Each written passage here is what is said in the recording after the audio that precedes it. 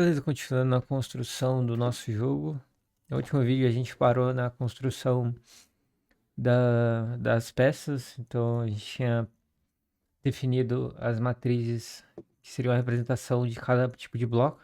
A gente tem 7 blocos no total nesse momento e adicionou elas dentro da nossa grid.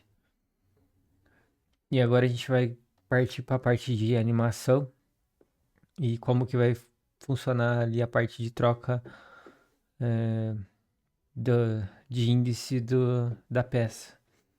Basicamente, a gente vai utilizar um método que é bem difundido na parte de animação e ela já é mais otimizada para esse tipo de processo. Eu vou abrir a documentação. O nome do método é Request Animation Frame, que é basicamente uma função que ela é chamada baseada ali na taxa de atualização do monitor. Então, os monitores mais comuns são de 60 Hz, que é basicamente 60 ciclos por segundo. Mas a gente tem algumas variações, 75, 120 e assim por diante. Então, no caso, por exemplo, do 144 Hz, ele atualiza 144 vezes por segundo. Então, a gente vai ter o nosso método sendo chamado mais vezes. E esse método ele é bem utilizado para a parte de animação, até tá no nome dele, mas basicamente ele tem algumas diferenças em relação ao set interval, por exemplo, porque ele não continua executando quando o usuário ele troca de tab. Então, como a gente quando acontece isso, o jogo, no caso o nosso, ele vai ficar pausado e não vai consumir recurso. E quando a pessoa voltar, ele vai continuar da onde parou.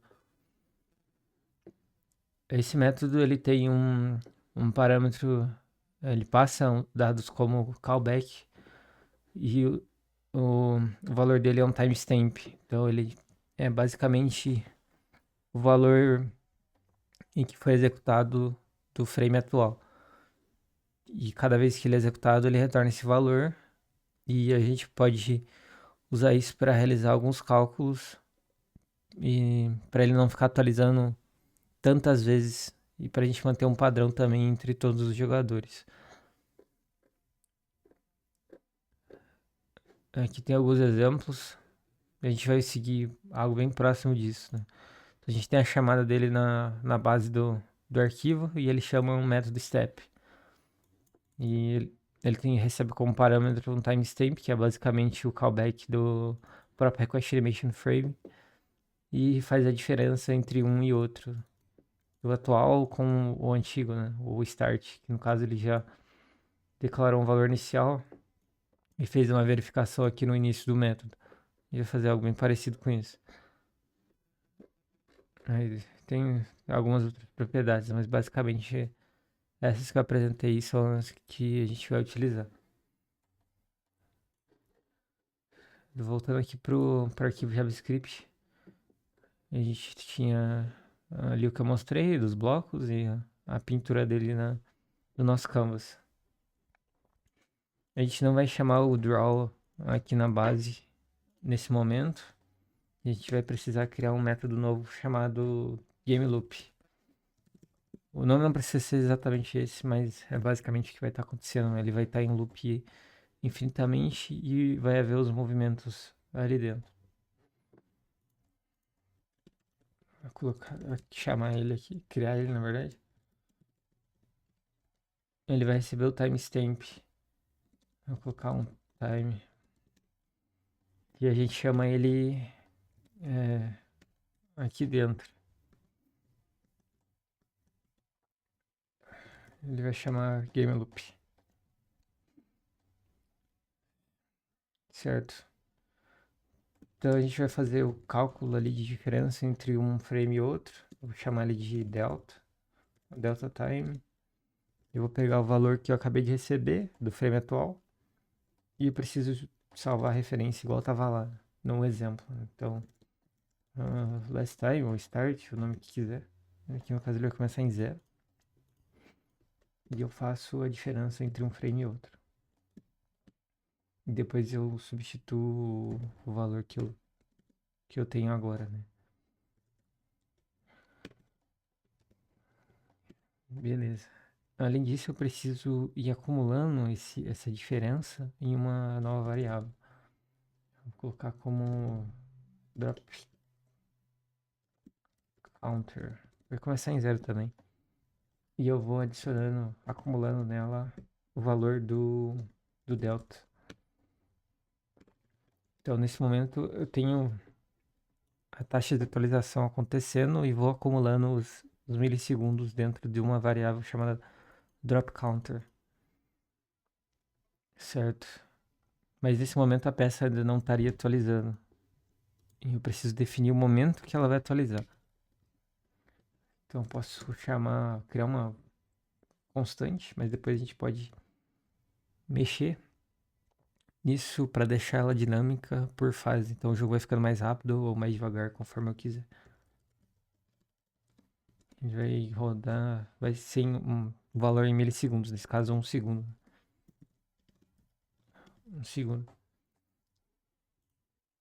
Então, quando o acumulador, eu preciso usar esse acumulador para alguma coisa. Então, quando esse valor ele chegar igualar, né? Ou passar o drop interval pela atualização de quadros, então esse valor ele pode ultrapassar.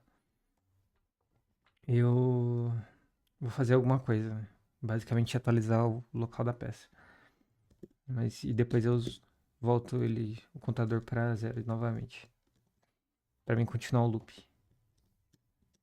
E depois eu chamo o draw, porque eu removi ele, que é basicamente eu vou desenhar a board de novo, né? A board ela vai se auto limpando e conforme a peça for atualizando, vai dando a sensação que tá animado, certo?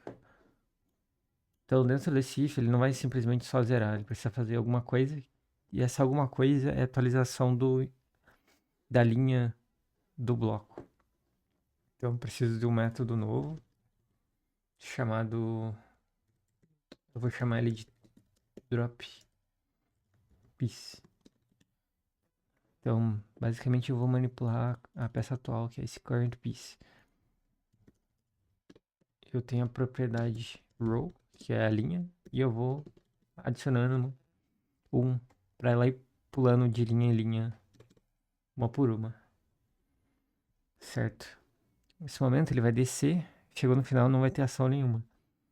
Então por enquanto eu vou, quando ela chegar no final eu vou só subir ela pra linha zero de novo. Então, se current piece.row ou maior e rows é uma constante que a gente definiu lá no começo, que é o tamanho da minha board, ele vai subir de novo. Então, current piece.row vai ser zero. Certo? Eu posso chamar ele aqui dentro já. Então era esses ajustes de código. Eu vou só testar para ver se não quebrou nada. Mas basicamente a gente tirou o draw que estava aqui, criou um game loop, que ele vai ser chamado pela troca entre cada frame do monitor. Ele tem um callback que manda o timestamp do frame atual. A gente faz o cálculo para ver a diferença entre um frame e outro e salvando os milissegundos. E depois a gente agrupa no drop counter e faz uma verificação baseada no intervalo que a gente definiu para atualização da nossa tela, que nesse momento é 1 segundo. Então o bloco ele tem que descer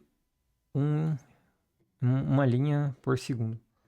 Depois a gente só limpa o contador de novo para ele continuar o processo. Certo? Aqui, como o arquivo é estático, vai ser só reiniciar.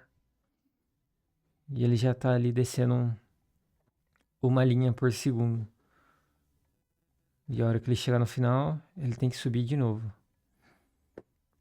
Por isso que é importante aquelas linhas zeradas, né? Então, alteraria o feedback. Aqui no caso ele tá pulando duas, ele chegou de novo. Ele continua descendo. O mesmo vale para qualquer outra peça. Vou pegar, trocar o current piece para um T, por exemplo, e atualizar. Ele se comporta da mesma maneira. E agora eu vou para acelerar o jogo, eu teria que alterar esse drop interval e diminuir esse valor. Vou colocar 500 milissegundos e ele tem que ficar mais rápido. Então ele já ficou um pouquinho mais rápido. Se a gente baixar um pouco mais, ela é 100 milissegundos. Então ele vai descendo mais rápido e chegou no final ele sobe e desce de novo. Beleza, para esse vídeo era basicamente isso. A gente demonstrou como é que funciona esse método de animação. E nos próximos a gente vai começar a mexer um pouco mais na geração dos blocos e também em controle pelo usuário.